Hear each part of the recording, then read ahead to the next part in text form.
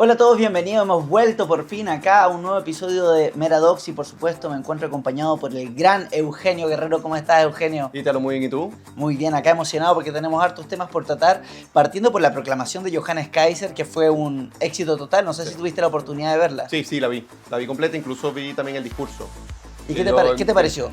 Mira, el discurso hubo cosas que me gustaron, bastantes, sobre todo por el estilo en que las dijo y que después, bueno, vamos a poder abordar, pero que sí me impresionaron, porque al inicio, o sea, yo veía la campaña de Johannes y era una campaña que uno podría decir que partía desde la particularidad de un pensamiento distinto, una nueva derecha, libertaria, distinta a lo que podríamos llamar esa centro derecha, típica tradicional, pero llegó un momento que dijo frases que son interesantes a la hora de verse como un estadista, más que el protagonista de una particularidad política, y eso me agradó, pero eso lo podemos tratar más adelante. No, pero entremos directo. ¿Qué te pareció? Porque, a ver, yo estuve en el evento presencialmente y Claro, me llamó la atención primero el nivel de organización, me gustó, Sí. me pareció extraño y valoré mucho la épica con la cual se preparó, ¿no es cierto?, todo el espectáculo, cuestión que normalmente no se ve o no se encuentra en las campañas de derecha. Y eso me pareció muy alentador, muy esperanzador, porque la estética es una dimensión que normalmente se tiene abandonado, se suele abandonar por parte de la derecha, y para mí de hecho a veces es más importante en cuanto a lo que es una campaña electoral que el contenido del mensaje, ¿no? Sino que cómo lo ve, cómo la gente lo percibe, cómo lo vive.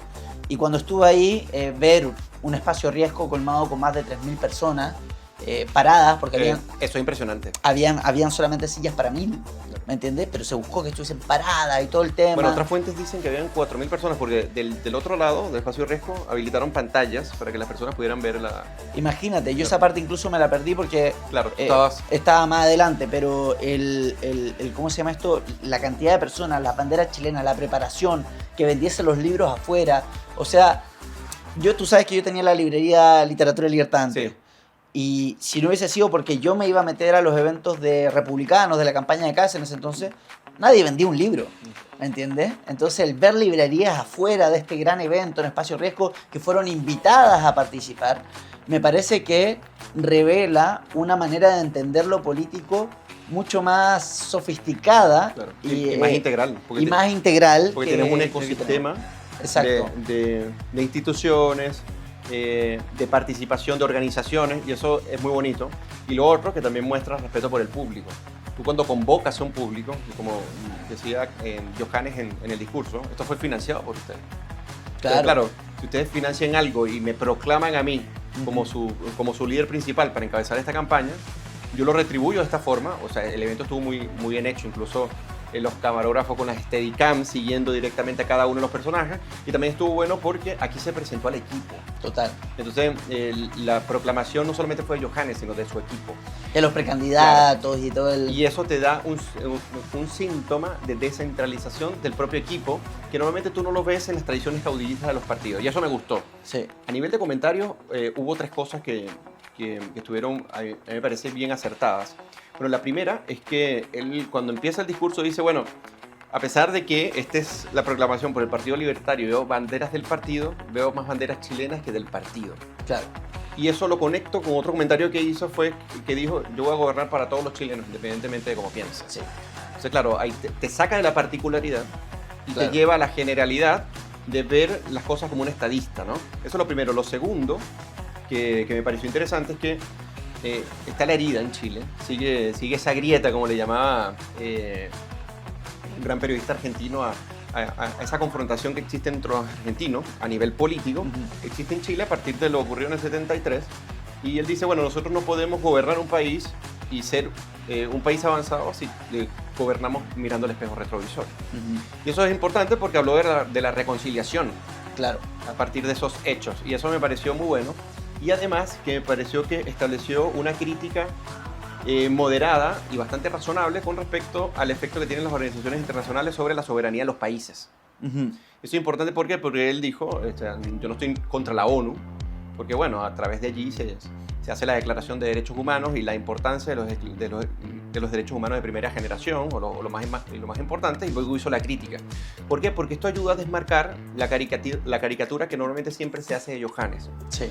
Un tipo que está en contra de las organizaciones internacionales, eso no es verdad, está en contra de algunas que quieren pasarse a llevar la soberanía de los países de una manera bastante preocupante. Eso es lo primero. Lo segundo, que está viendo las cosas ya más como un estadista. Y lo tercero, ese signo descentralizado, de poder descentralizado, que da en el equipo, que encabeza él en este caso, y que puede darle certeza a los chilenos que él va a gobernar no para la particularidad, sino va a gobernar para la totalidad de los chilenos.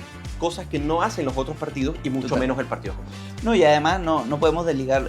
Yo también vi en ese mensaje, ¿cierto?, de reconciliación, una manera también distinta de enfrentarla, ¿no? Porque acá también muchos hablan de reconciliación, pero la gran diferencia que a mí me parece que es muy interesante y muy valiosa en Johannes es que él habla de reconciliación, pero sin renunciar a la verdad.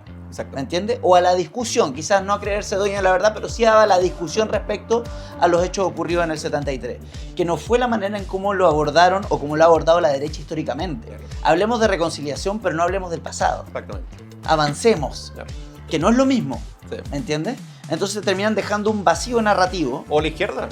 La izquierda dice, bueno, nos reconciliamos en la medida en que tú aceptes la totalidad de mi narrativa, que puede ser oficial o no. Y eso es lo que no es más que una forma distinta de la tolerancia represiva de Marcuse, ¿no? Sí. Solamente sería tolerado lo que nosotros estaríamos dispuestos a tolerar, que a su vez no tolera la disidencia y la divergencia que tus ideas imponen o que se enfrentan a mis ideas. Entonces eso no es ninguna forma de tolerancia. Exactamente.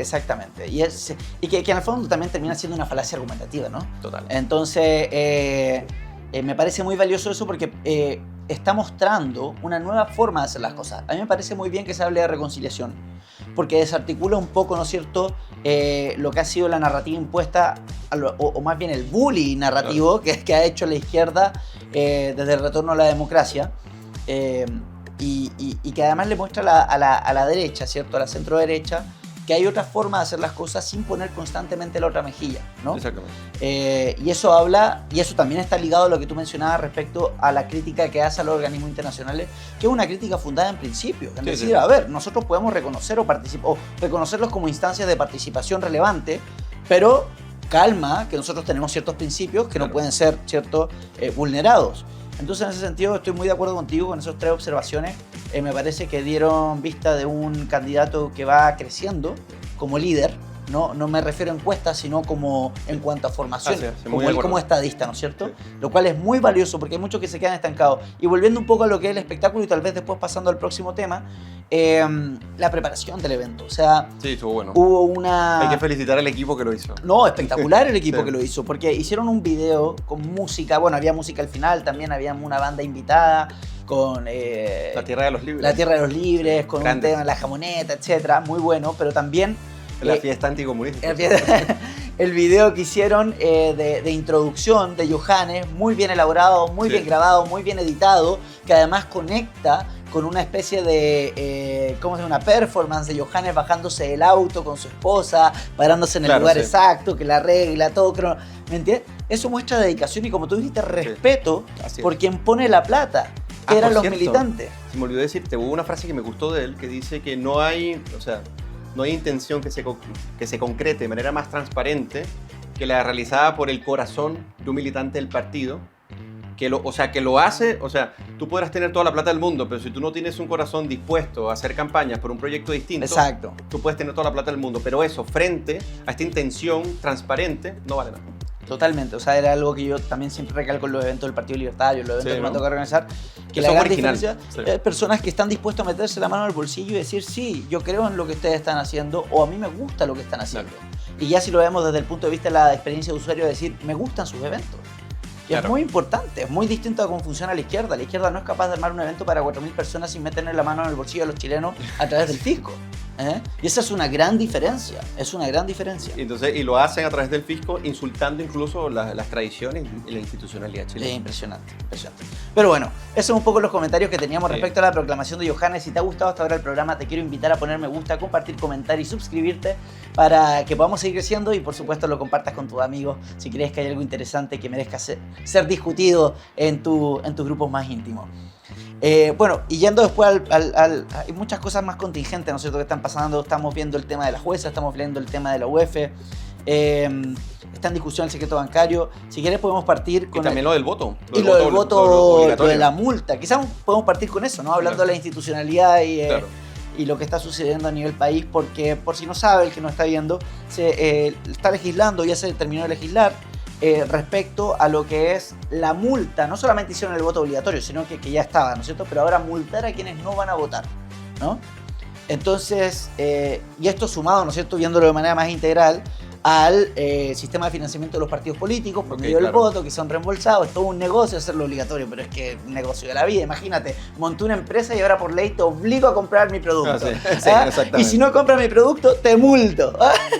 Sistema corporativista A más no poder, claro, sí. a más no poder, pero con una interesante excepción: los inmigrantes.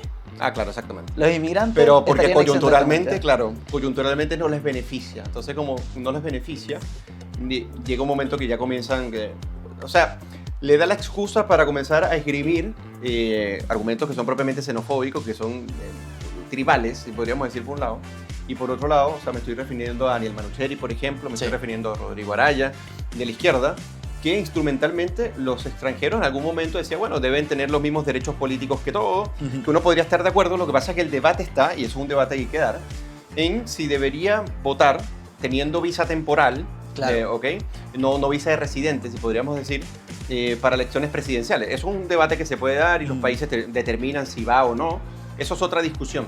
A lo que yo me refiero es que un día defendieron la universalidad del voto, incluso para los extranjeros, teniendo este estatus temporal dentro del país, pero cuando salen las encuestas y dicen que no los van a beneficiar, porque benefician a la derecha en enorme proporción, creo que cerca del 75%, Exacto. entonces ya no conviene, entonces ya somos una especie de estorbo. Y me impresionó mucho esto porque, además que es falso, sobre todo lo que dice Daniel Manucheri en esta locución, que dice que bueno, que la política en Chile se tiene que hacer no a base de arepas y ron, sino que tiene que hacerse a base de vino tinto y empanadas. Primero, eso es una declaración demagógica y estúpida porque, claro, las personas estatistas piensan que la cultura se impone desde el Estado y oficialmente se declara como una especie de uniformidad. No necesariamente, la cultura no funciona así. Y segundo, las culturas en el mundo son mezclas. Mezclas y que bueno, ya después tú le das una connotación que hace que un país tenga un rasgo distintivo a otro. Pero eso no debería ser sinónimo de división, eso por un lado. Y segundo, nadie se le está imponiendo a otra persona, porque yo recuerdo que el diputado Araya en su momento dijo que no se debía permitir que cerca de 800.000 venezolanos votaran en las elecciones porque íbamos a cambiar básicamente el rumbo del país. Primero, no existen 800.000 venezolanos habilitados para votar en Chile. Eso es falso. Y él lo sabe, además que es un mentiroso, demagogo y malintencionado. Lo otro es que en Chile existen 785.000 extranjeros habilitados para sufragar en el padrón electoral de 15.449.000, más o menos, ciudadanos habilitados para poder sufragar, o sea, para poder votar. Y los venezolanos son cerca de 175.000. O sea, la proporción, el porcentaje de extranjeros que existen para votar en Chile es aproximadamente como el 5,5% del padrón general, y los venezolanos llega a ser aproximadamente del padrón total en un 1,13%, más o menos. Decir que el 1,13% va a cambiar incluso la cultura en Chile porque se tendría que discutir a base de arepa y ron, no solamente con una declaración demagógica, sino que la hace una persona claramente con un nivel de ignorancia impresionante, con mala intención y que no se condice con la realidad. Entonces, eso me pareció en cierta medida grave porque es instrumentalizar un segmento que si ese segmento te beneficia, ya dejémoslo votar, pero si no te beneficia, entonces desechan. Bueno, esa es la gran discusión y una cosa que me ha llamado mucho la atención porque, como decía Hayek, ¿no?, la democracia es el régimen de la opinión pública. Por eso es importante ir trabajando la idea. Y este golpe, digamos, que ha generado la inmigración descontrolada, Sí. ¿no es cierto? Y masiva que ha llegado al país, acompañado además, no por la inmigración, sino que por las condiciones previas del país, una crisis económica que no es capaz de absorber esta nueva mano de obra, esta mano productiva, ¿no es cierto? Esta nueva fuerza productiva, termina generando problemas que, si bien son inevitables, se terminan agudizando, Sí. como es, por ejemplo, los choques culturales, que se dan en todos los países, Sí, en sí, todo, sí. incluso los países que se ven Sí, sí. más similares culturalmente, Sí. cuando hay llegada de inmigrantes siempre hay un pequeño, Sí. hay roces culturales. En todos ¿no es los países cierto? del mundo En ocurre todos eso. los países pasa eso. Y esto ha dado contexto o ha dado caldo de cultivo para el surgimiento de ciertas corrientes ya más nacionalistas, duras, nacionalistas entendida como que también son de izquierda. Aquellos que piensan que la cultura se moldea, como tú dijiste, Exactamente. desde el Estado para abajo. Y que es ¿no? pétrea, que no cambia. ¿sí? Exactamente. Y que también creen en la industria estratégica y así en un montón de otras cosas, ¿no? Y que de alguna manera, como comparten ciertas causas comunes con esta nueva derecha, se van infiltrando entre ellas. Y es importante ser riguroso en cuanto a la crítica de la inmigración, porque si no aparecen los Manucheri de la vida, Exacto. que perciben que la gente está cansada de la delincuencia, que la asocian a la inmigración y también la crisis económica la Exacto. asocian a la inmigración, ¿no es cierto? Y aparecen los Manucheri de la vida que te dicen, bueno, con esto se soluciona todo, solamente hay que sacar a estos migrantes que paradójicamente votan por la derecha. Exactamente. Sí. ¿Me entiendes? Así es. Entonces, y que yo te lo comenté en un podcast anterior, o sea, en un programa anterior, yo tengo una amiga que del Partido Comunista y que ella me decía, nosotros infraestimamos lo que era el voto migrante, subestimamos el voto migrante.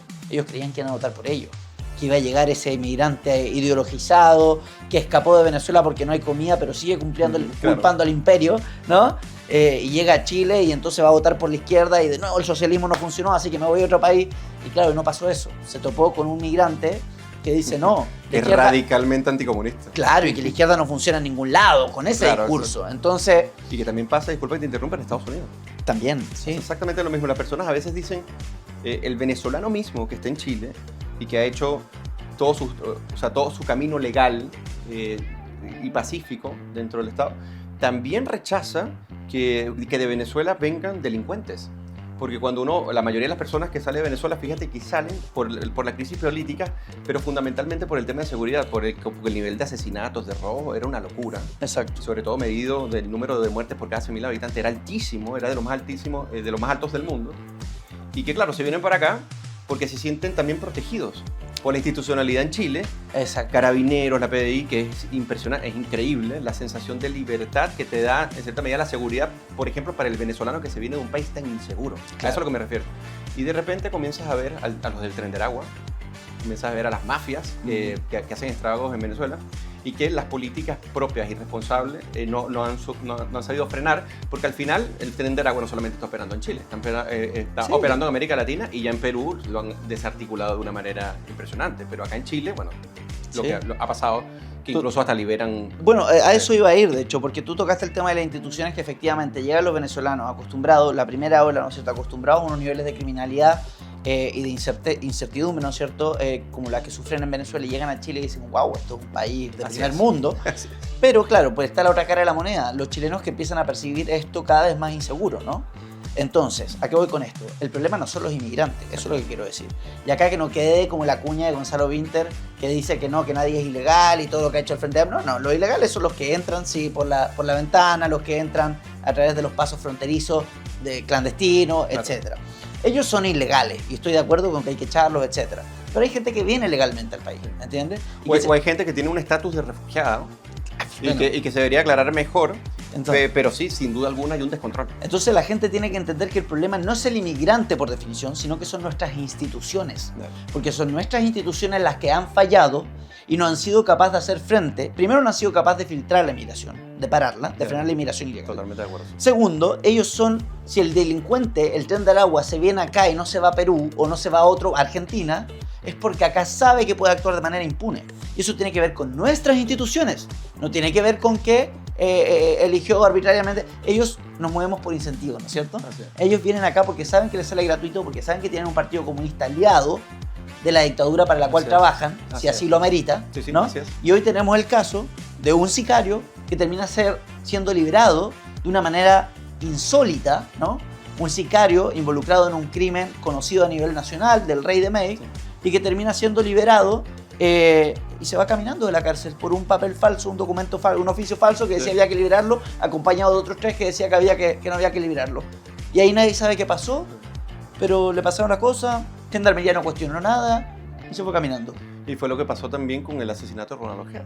Claro, totalmente. Que se presume que fue el Tren de Aragua que lo... O sea, se constata que es el Tren de Aragua el que lo hizo. Por orden de la dictadura. Exactamente. Porque tú sabes muy bien, y mejor que yo, que el Tren de Aragua parte como un sindicato, sí, que termina convirtiéndose en una mafia, que termina siendo funcional a toda la estructura de corrupción que tiene, con la cual opera la narcodictadura, que además hay una discusión que no hemos dado o que no se está dando, que es una nueva forma de hacer política y de llevar a cabo la agenda que tengan esta narcodictadura comunista, ¿no es cierto?, por medio del crimen organizado. Claro, de condicionar la agenda incluso. A nivel internacional, sí, porque ya no es a nivel local. Exactamente. Entonces el Tren de Aragua, en los países que está, nosotros no tenemos que entenderlo como crimen organizado independiente, sino como un brazo paramilitar de la narcodictadura de Nicolás Maduro. Eso es lo que es. No es crimen organizado de que una mafia, no es que Sinaloa, el cartel de Sinaloa. O sea, no es que si tú descabezas a los que llevan el Tren de Aragua en Chile, ya se acabó en Chile. No, porque la cabeza fundamental no está en Chile, está en Venezuela. Está en Venezuela, exactamente. Sí. Y para, o sea, esto está más que estudiado, incluso pueden meterse en Inside Crime, a distintas otras fuentes, como esto. El mismo libro de Ronald que escribió antes, sus notas póstumas, que lo pueden encontrar en todas las librerías, en donde él relata cómo funciona el ejército venezolano y cómo se estructura a partir, y cómo se vincula con el crimen organizado, Cartel de los Soles, sí, el Ejército de Liberación Nacional, el Tren de Aragua y así otros que mencionan en el mismo libro, y cómo él lo vio, y eso le significó que lo tomaran secuestrado y que tuviera que escapar y eventualmente llegar a Chile en calidad de refugiado para que finalmente fuera asesinado y amparado su asesinato por nuestras mismas instituciones. Entonces, esa es una discusión que me parecía importante tocar. Yo creo que estamos para una pequeña pausa comercial de nuestro auspiciador.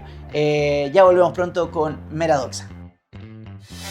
En Energy Asset trabajamos para suministrar energía eléctrica de manera segura, cercana y transparente. Nuestros clientes agrícolas, manufacturas, inmobiliarias, centros comerciales, centros logísticos y todos los sectores industriales ya se benefician de la portabilidad eléctrica con nosotros, siempre con la mejor atención personalizada. Súmate con nosotros y recuerda, Energy Asset es energía segura, cercana y transparente.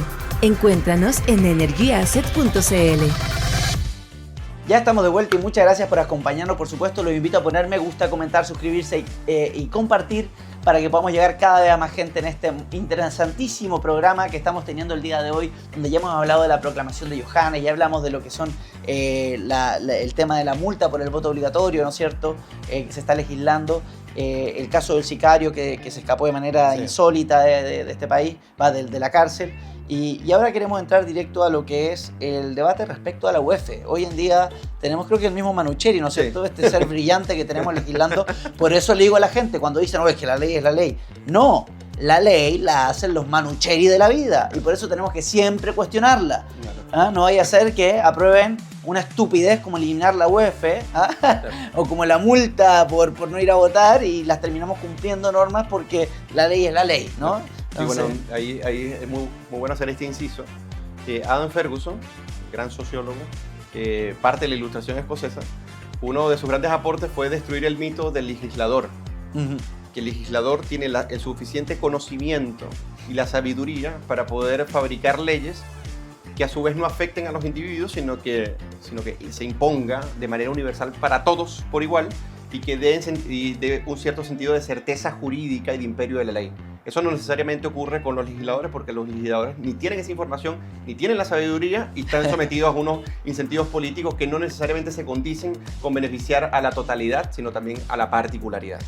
O sea, yo diría que no tienen ningún incentivo para que legislen de esa manera. Claro, en los tiempos de Adam Ferguson quizás había más decencia. Había algo más, pero ahora nada. O sea, el único que legisla de esa manera es porque realmente tiene una convicción personal, estará dañado de fábrica, ¿no?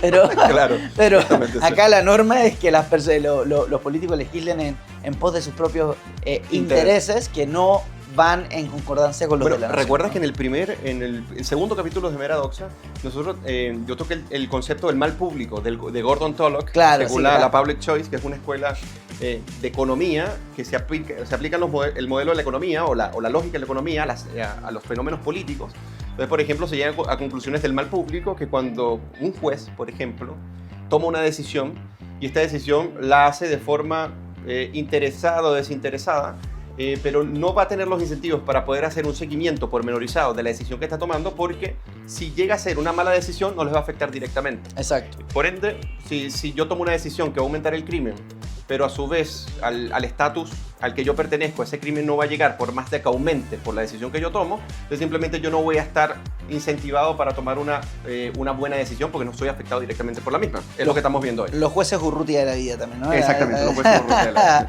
Oye, bueno, está en legislación ahora, en discusión lo que es el tema del UEF. Algunos diputados, como contábamos, Manucheri y otros, y compañía, están buscando eliminar la UEF para resolver el tema de los abusos con el tema de los hipotecarios, la educación, los arriendos, etc. Yo creo que sería bueno hacer una pequeña recapitulación histórica de lo que fue la creación de la UEF, ¿no? Que se crea en 1967, sí, en el gobierno de Frei, precisamente para poder dar cierta certeza debido a la tradición histórica inflacionista, de las políticas inflacionistas que ha llevado a cabo nuestra clase política desde tiempo inmemorable, ¿no es cierto? Desde la creación del Banco Central, para ser más preciso. Y que a raíz de los efectos que tiene estas políticas inflacionarias, proyectos que antes los proyectos de largo plazo dejan de ser rentables, ¿no? Entonces, una manera de dar cierta certeza respecto a las rentas, ¿no es cierto?, pérdida y renta, se genera esta UEF. Unidad de fomento, ¿no es cierto? No sé si tú quieres ahondar un poco más en esto. Sí, básicamente la UEF es un ancla, es un precio, o sea, básicamente la unidad de fomento es una especie de ancla donde se expresan precios muy importantes para la economía, ¿ya?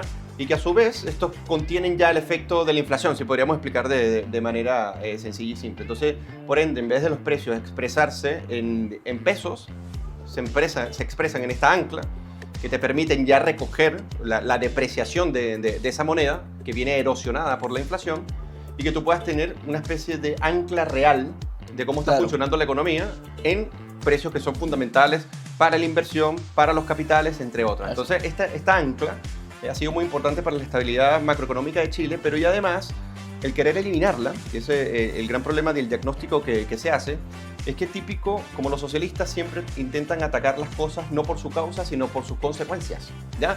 Por ejemplo, cuando hay inflación, dice, bueno, el problema de la inflación, de definirla de esa terrible manera de decir que es la elevación generalizada de los precios, esa es la consecuencia, precisamente. Entonces dicen, bueno, entonces controlemos los precios. Entonces, obviamente, tú terminas controlando, tú terminas atacando la consecuencia, empeorando el problema, porque terminas generando escasez. Eso es lo primero. Y con respecto a la UEF, estás haciendo lo mismo. Estás atacando la consecuencia de un mal manejo de la política monetaria, que tiende a ser inflacionista. En Chile no es así, obviamente. Tiene un banco central autónomo, técnico. Bueno, a nosotros no nos gustan los bancos centrales, pero bueno, la verdad hay que decirle, el Banco Central de Chile tiende a comportarse de una manera técnica, autónoma, no está supeditado ni a Hacienda ni al Tesoro de la República, sino que tiene su... Todavía, exactamente. Bueno, hay algunos economistas que dicen que no es así, que efectivamente hay ciertas implicancias, pero bueno, digamos que es técnico autónomo y que el problema está allí, no en la UEF en sí misma. La UEF lo que te refleja es las consecuencias del manejo de ciertas políticas monetarias que tienden a la inflación, y sobre todo por la carga de empleados públicos. Bueno, hay gente que dice que tenemos en Chile muy pocos empleados públicos, pero bueno, ve cuánto ganan esos empleados públicos con respecto al mercado privado y de cuánto le cuestan al país, y no es menor. Claro. Y ni hablar de los resultados. Ni hablar de los resultados. Cerramos por fuera. Porque además, en un contexto donde hay poco crecimiento, donde los niveles de desempleo son altos, o sea, están siendo altos hoy en día, entonces obviamente vas a tener una presión inflacionaria, sobre todo por ese sector público sobrecargado que tienes. Déjame hacer un entre paréntesis para que la gente entienda, tal vez en un ejemplo sencillo, por qué se crea la UEF. Es decir, cuando hay inflación, que los precios no paran de subir, un desorden completo, es decir, la plata empieza a perder poder adquisitivo, el dinero, los sueldos de las personas no alcanzan, y todos los negocios que tú haces a largo plazo, es decir, si le firmas un contrato de alquiler a una persona por 4 años, tú dices, bueno, con estos 4 años yo me preparo, estos son los ingresos que voy a tener por mes, ¿no?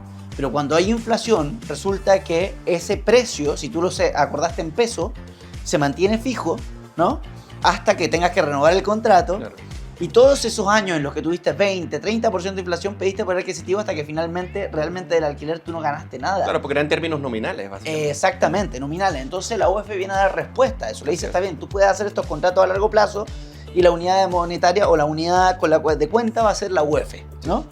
Que se ancla, ¿no es cierto?, al peso. Ahora, creo que es importante que retrocedamos un poco y expliquemos lo que es la inflación.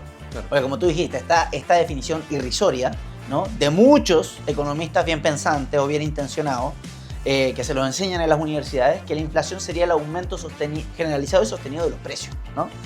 Pero la inflación en realidad lo que es la pérdida del poder adquisitivo de la moneda a partir de un aumento de la oferta monetaria por sobre la demanda de peso, ¿ya?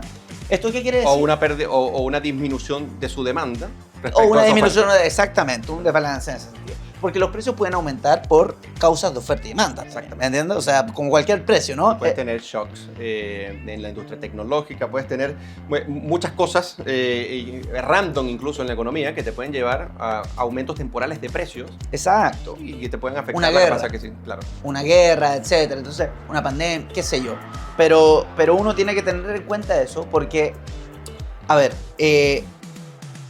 no hay que olvidar que este problema también deviene un poco de la metodología con la que se utiliza para medir la inflación, ¿no? Porque la inflación, ¿cómo es? El IPC, índice de precio del consumidor, uno lo ve y es un listado de productos. Es una canasta. Claro. Una canasta arbitrariamente elegido por los economistas, en el fondo de distintos lugares, lo miden y van midiendo las variaciones y el promedio de eso le dice inflación, ¿no? Sí. Tú me corriges si estoy equivocado, acá está el ilustrado, ¿ah? Pero lo importante es también sostener que el aumento tiene que ser sostenido, o sea, no son... Tiene que ser sostenido, claro, no son variaciones temporales de corto plazo, ¿no? Entonces, ¿qué pasa con esto? Que claro, entonces eso te lleva a pensar que los economistas digan, claro, como es el aumento sostenido de los precios, si esto sube, si los precios de estos bienes suben, entonces hay inflación, ¿no? Pero en realidad no se da por eso. Entonces, cuando tú entiendes la definición correcta, que era la que habíamos dado, la vuelvo a repetir, ¿no es cierto?, que es la pérdida de poder adquisitivo del dinero a partir de un aumento de la oferta monetaria por sobre la demanda o una caída de la demanda de dinero, claro. ¿no es cierto? Lo que tú ves es que como el dinero ahora vale menos, todos los precios expresados en unidades monetarias aumentan, suben, claro. ¿me entiendes? Como reflejo de eso, es un reflejo de lo que es la inflación. Y esto te lleva a la conclusión de que, como decía Milton Friedman, que es la inflación es ahora y en todo lugar un fenómeno monetario. Y por lo tanto es causado fundamentalmente por los bancos centrales, que son los encargados, los que tienen el monopolio del dinero y el crédito. Son los que controlan el tipo de cambio, son los que controlan la oferta monetaria. Exacto. Bueno, ahí uno podría tener un debate ciertamente profundo sobre esta visión del dinero endógeno o cómo el multiplicador bancario tiene cierta incidencia, pero la base como tal exactamente y su oferta es controlada obviamente por los bancos centrales. Exactamente. Y no hay que olvidar que en Chile la inflación se ha desatado y acá es donde empieza un poco en lo que yo discrepo con... Bueno, primero partiendo porque ningún órgano estatal me parece 100% autónomo, ¿no? Claro. Primero, ¿ya? Es imposible, es una implicación práctica, una imposibilidad práctica. Y segundo, que el 2022, en Sebastián Piñera, por contexto pandemia, impulsa una reforma constitucional junto con su ministro Ignacio Briones y con el presidente de ese entonces del Banco Central, Mario Marcel, para habilitar al Banco Central chileno a comprar bonos en el mercado secundario. Cuestión que antes no tenía permitido y que era muy extraña. Eso fue un escándalo, recuerdo. Sí, exacto. Y que era maravillosa porque eso nos protegía precisamente para que no fuera utilizado de manera o dificultaba aún más la utilización del Banco Central por presiones políticas, ¿no? Porque los bancos que pueden comprar bonos en el mercado secundario son la Reserva Federal, la mayoría de los bancos del mundo, el Banco Europeo, etc. Y de hecho ese es el argumento que utiliza Marcel en el reporte, en donde dice, bueno, todos los bancos lo hacen, así que ¿por qué nosotros no lo hacemos? Pero hay una diferencia fundamental. El dólar es la base del sistema monetario internacional. O sea, el dólar, o sea, tú no vas a comparar el peso o no vas a comparar ninguna moneda, o sea, el euro podría ser, pero cuando tú concentras la base del sistema monetario, en cierta medida te puedes dar esas libertades. Y aún así es un desastre, ¿eh? Totalmente. Incluso Estados Unidos hoy en día refleja eso, o sea, eso no puede ser un manejo ilimitado porque vas a tener problemas inflacionarios y vas a tener problemas de deuda. Exacto. Pero el tema, te podrías imaginar de un país pequeño que tiene su autonomía monetaria. Incluso es más sano, porque está anclado a la soberanía del país, ¿no? Es decir, el Banco Central está causando... En cambio, lo otro desliga ciertas responsabilidades de lo que es el rol que cumple Estados Unidos, ¿no es cierto?, en los mercados internacionales. Lo de que es el mismo problema, o no el mismo, pero muy parecido que está viviendo el Banco Europeo con el euro en toda la zona de Europa, ¿no? Que es decir, que ya no está anclado ni siquiera aún a la soberanía de un país. No, y además que tú tienes ciertas formas de exportar inflación. Exacto. Eso lo refleja muy bien Philippe Bagus en este libro que se llama La tragedia del euro. Ajá. Que es contraintuitivo para las personas porque dice, bueno, el proyecto común político se consolida con el proyecto monetario. Y bueno, y eso ciertamente ha sido un desastre. O sea, Philippe Bagus hace una crítica muy buena, que la recomiendo, se llama La tragedia del euro. Está también, o sea, está en inglés y en español. Y que tú tienes forma de redistribución teniendo una misma moneda en un mercado Exacto. común, desde los países que son más productivos a los países que son menos productivos y que no tienen condiciones ni siquiera para pertenecer de manera genuina en ese mercado común europeo. Terminan subsidiando a los países irresponsables fiscalmente, además, Así es. y menos productivos. Que en este caso son, bueno, los países del norte. Sí. Alemania, Holanda, con respecto a Grecia, Italia, incluso Portugal, España. Sí. Terrible. Bueno, Vigo tiene un libro también muy bueno respecto a eso, se llama El fin de la... a vísperas de una catástrofe, el fin de la ilusión monetaria, publicado por Res Publica, si lo quieren encontrar. Si lo escribió Alejandro Vigo, debe ser este. Extraordinario. Pero bueno, que acá nos fuimos un poco para explicar un poco los fundamentos de esto y es relevante porque está relacionado con las causas de la inflación que estamos viviendo en Chile. La causa de la inflación en Chile es el déficit público, la deuda pública que no para de crecer y la cada vez más la pérdida de autonomía del Banco Central a partir de esta reforma. Entonces, ¿qué quiero decir con esto? O sea, tú lo dijiste muy bien. El tema fiscal. Ajá. Tienes un gasto elevado y tienes que mantener un sistema público que es muy caro en comparación con respecto al sector privado. Imagínate la diferencia que existe entre los salarios del sector público con respecto al sector privado, no en el promedio, sino hazlo de manera muchísimo más justa. Desagrega por algunos sectores y zonas y las diferencias son abismales entre la productividad del sector privado y lo que es la productividad del sector público. Y si el Estado inicialmente no puede financiar, o sea, digamos, el Tesoro no trata directamente con el Banco Central, sino que emite deuda, ¿no es cierto?, para poder financiar este déficit público. La deuda la compran los privados, ya sea AFP o distintos otros organismos, como instrumento financiero, y después a esos privados se les puede comprar a través del Banco Central. Eso significa que se pueda comprar en el mercado secundario, que ahora no le compran directo al Estado, pero sí le pueden comprar al que le compró al Estado. Y comprenderán que esto abre puerta para triangulaciones corporativistas tremendas. Y así funciona. Es así de simple. Si no, no es tan complicado con eso. Entonces, es importante entender eso porque si no entendemos que la inflación es un problema anclado, primero que nada, a los sistemas de banca fraccionaria y de Banco Central que tenemos hoy en día, hay una discusión con eso. De reserva fraccionaria, claro. De reserva fraccionaria, sabemos que hay una discusión respecto a eso, pero están anclados a ello y que por lo tanto termina siendo un problema político, de política macroeconómica. Vamos a tragarnos a los manucheris de la vida que dicen que eliminando la UEF se soluciona este problema y que se acaban los abusos. Y por eso es que el Banco Central, la inflación es siempre y en todo lugar un fenómeno monetario que funciona como un impuesto no legislado. Un impuesto sin legislación, decía Exactamente. el Dr. Milton Friedman. Exactamente. Y ya cerrando, yendo a la última parte ya del programa, que normalmente lo usamos para una reacción, pero hoy yo creo que hay un tema mucho más interesante y en el cual yo creo inevitablemente nos vamos a extender un poco, respecto a la entrevista de Carlos Peña, Diario Financiero, respecto a lo que fue la elección de Yanel Jara en las primarias de la izquierda y lo que ha sido, digamos, lo que él denomina esta campaña anticomunista irrisoria, ridícula en el fondo. Y bueno, temas centrales que tocan. En el fondo, Carlos Peña se presenta como un intelectual muy destacado y muy respetado, ¿no es cierto?, en la academia chilena, a nivel local nada más. Y que termina emprendiendo o sumándose a una campaña de matización, digamos, servil a lo que es el proyecto del Partido Comunista hoy. Y no exagero cuando digo esto, porque estamos hablando de una falta de rigurosidad académica sorprendente para alguien de su calibre, ¿no? En donde él esgrima argumentos como que el Partido Comunista no va a poder hacer lo que él quiera y que, primero, históricamente dice que el Partido Comunista siempre ha sido democrático, ¿ya? que nunca ha estado fuera de la institucionalidad. Y eso lo tratamos en el segundo programa de Meradoxa, no lo de Carlos Peña, sino esa actitud irracional. Exactamente. De que el interlocutor le crea al Partido Comunista de que ellos siempre han sido democráticos. Exactamente. Eso es ridículo. Te voy a repasar los puntos para que después lo analicemos con Eugenio, porque yo sé que Eugenio la leyó muy a la rápida, pero uno es ese, ¿cierto? Que dice, le da una especie de respaldo histórico al Partido Comunista, diciendo que es ridículo porque nunca han estado fuera de la institucionalidad del Partido Comunista. Como que el Partido Comunista se pudiera diferenciar, primero que es mentira, pero de su propia ideología, ¿no? Y además dice, sí, reconozco que la ideología es antidemocrática, pero el Partido Comunista no va a gobernar solo. Es parte de una coalición. Y esa coalición lo va a restringir. Y quienes piensan lo contrario están locos, técnicamente dijo, ¿no? O sea, es un absurdo, ¿ya?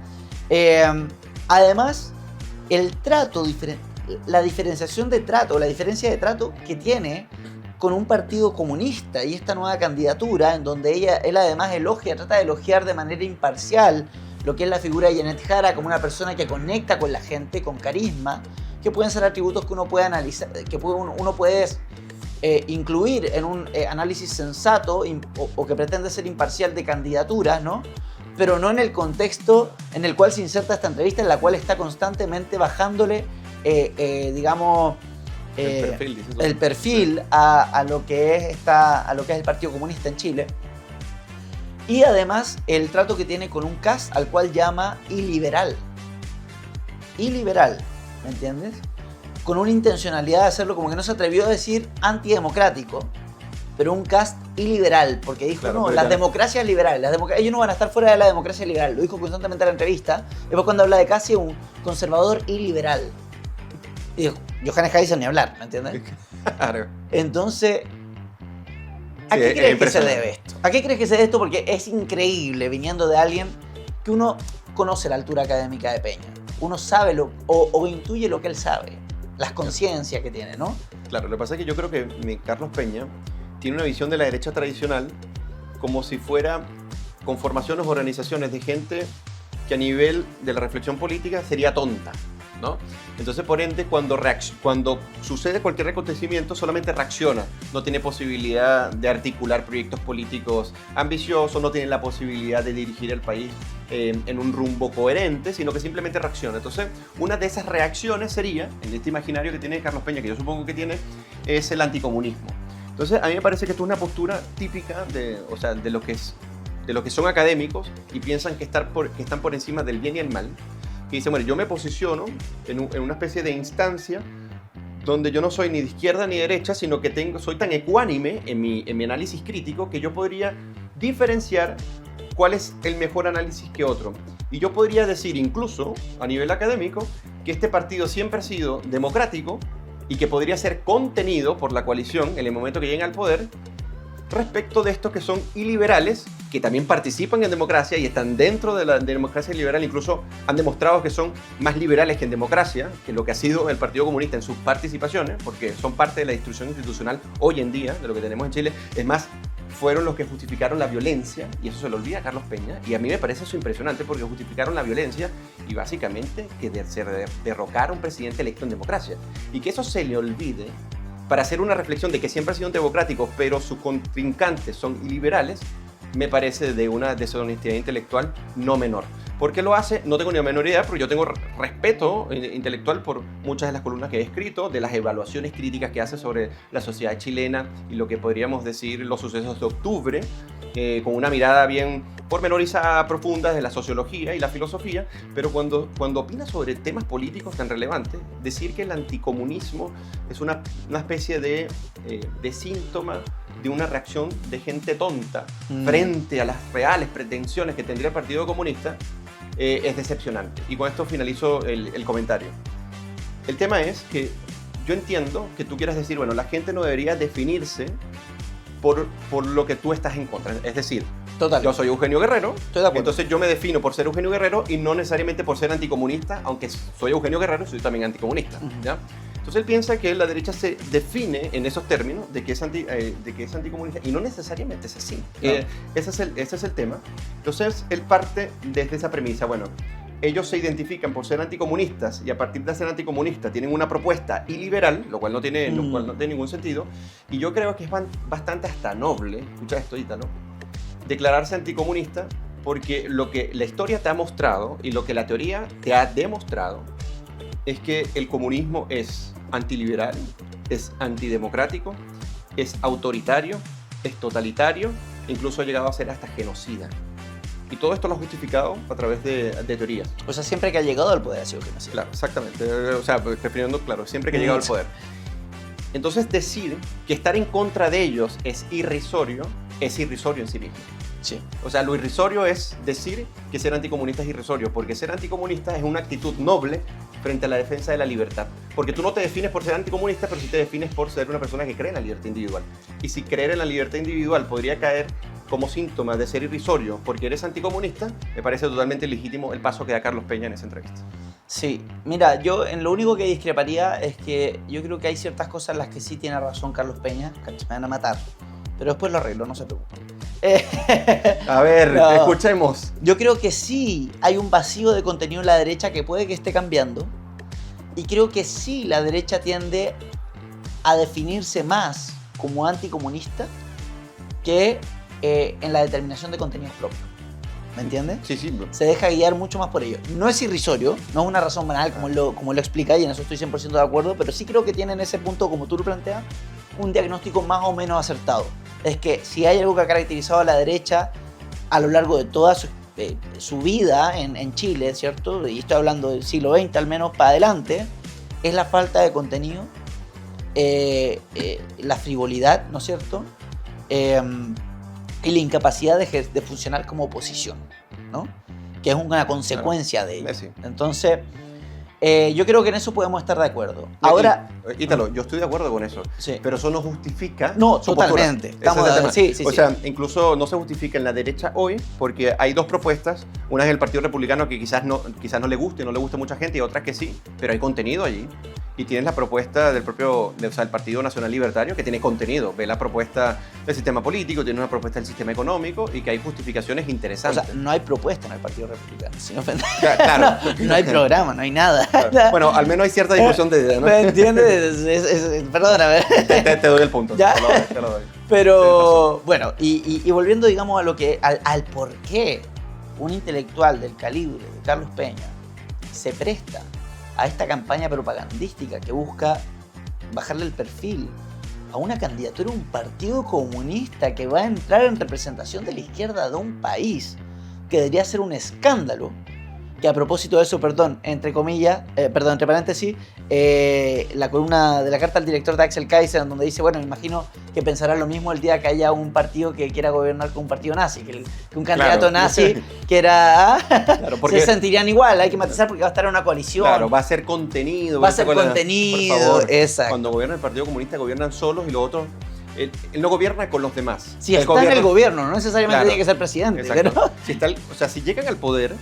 Ellos no es que gobiernan con los demás, ellos gobiernan sobre los demás. Exacto. Los demás están sometidos, pues no tienen la posibilidad de contener y además, que esto es un análisis que parte de la propia cifra electoral, la distancia que hubo de Ernesto Jara con respecto a todos los demás, incluyendo Carolina Toa, fue tan grande que es muy difícil que tú puedas exigirle que ellos te puedan contener. Totalmente. Cuando tú, no sé si más que los duplica, pero totalmente. Cuando han sido los argumentos que han utilizado durante todas sus candidaturas y vida política, ¿no? El tema de las mayorías, de esto, de que la encuesta está acá, que la gente... Bueno, en fin.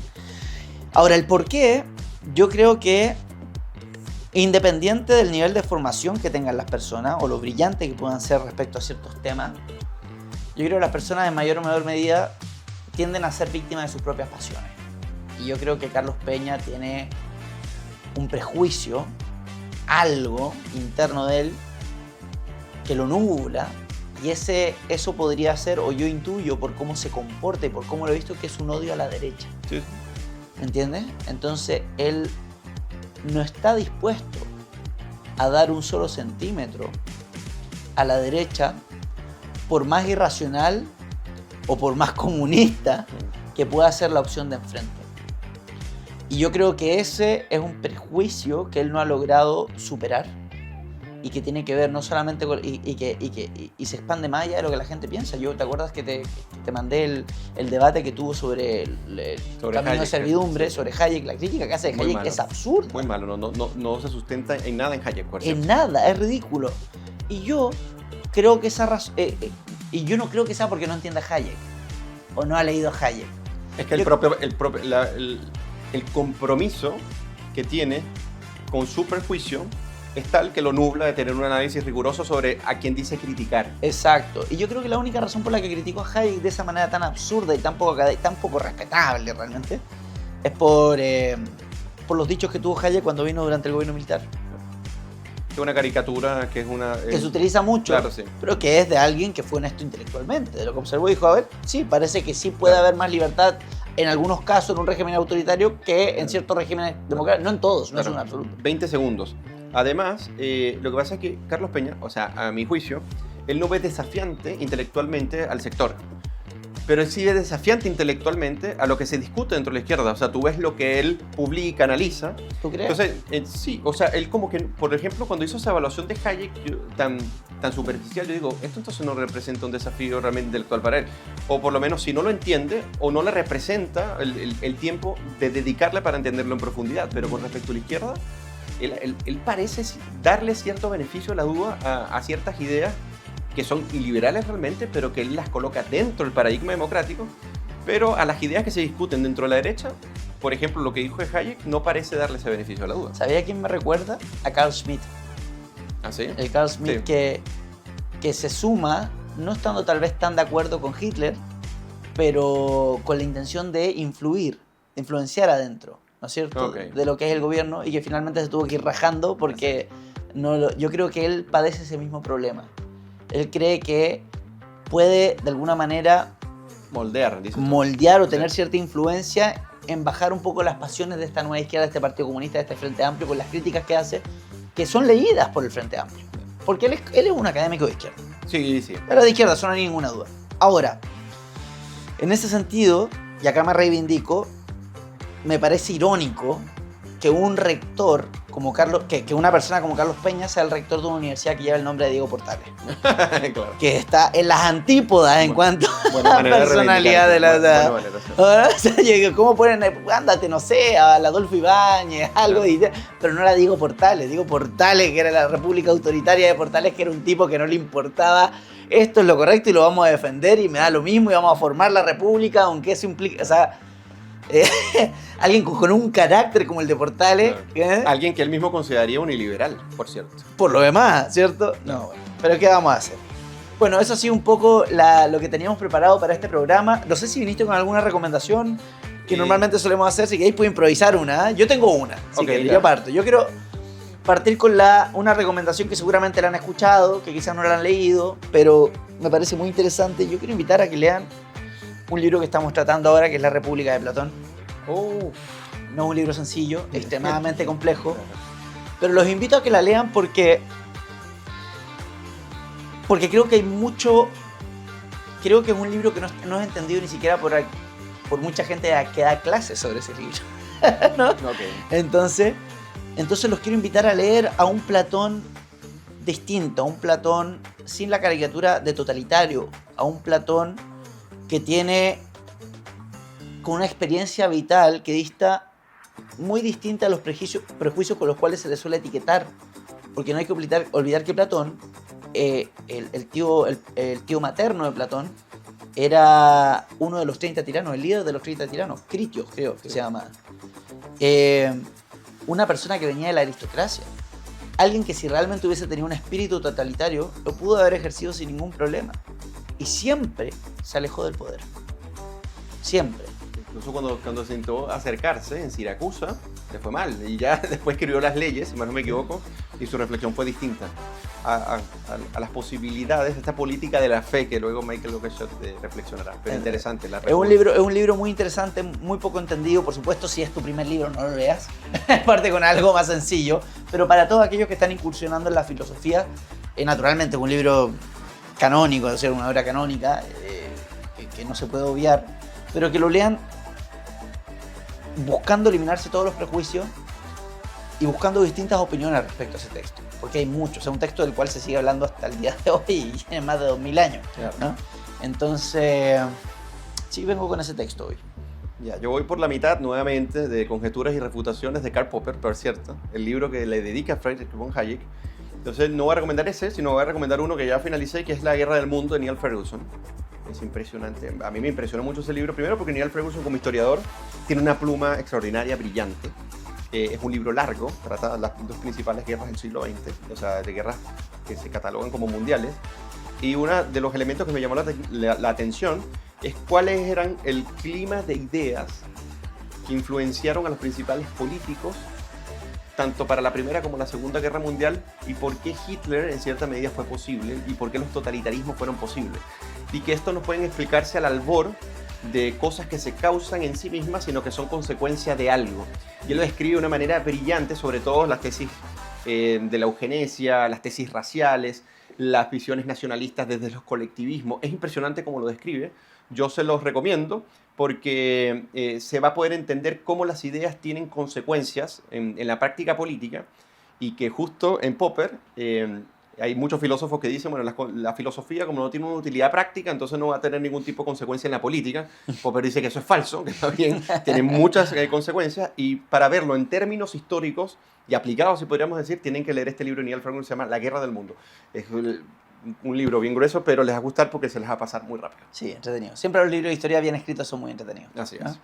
Bueno, muchas gracias a todos los que nos acompañaron. Espero que les haya gustado este programa. Los invito, por supuesto, a poner me gusta, comentar, suscribirse y compartir. Y nos veremos en una próxima ocasión junto con el gran Eugenio Guerrero. Gracias, Eugenio, que está allá. Nos vemos, y muchas gracias, Ítalo, por esta conversación tan interesante. Nos vemos la próxima. Nos vemos.